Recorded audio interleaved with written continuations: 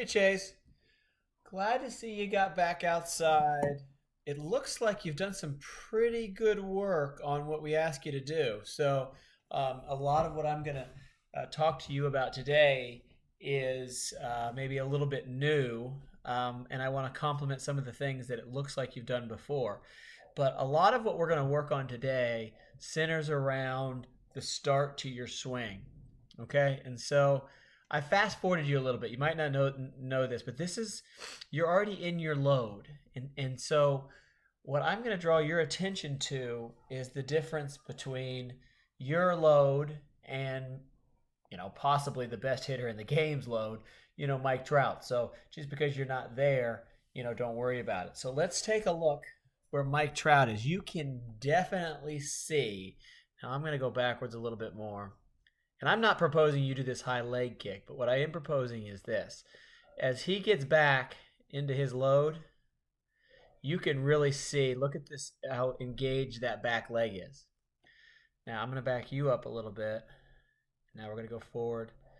It's hard to find your load actually. So when we go here, you haven't really engaged that back leg.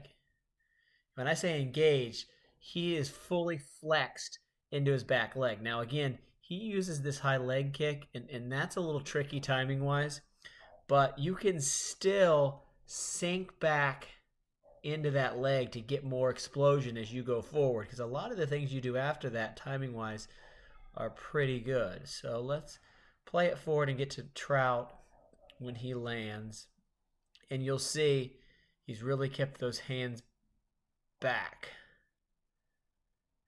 Okay, and now let's check you out, and I actually think you do a decent job there. So you're really at the same place Trout does, and you can see that there's some good tension still built up. Get that bat a little bit off your shoulder, though. See how it's kind of resting on your shoulder? See the different angles? But overall, that's not bad.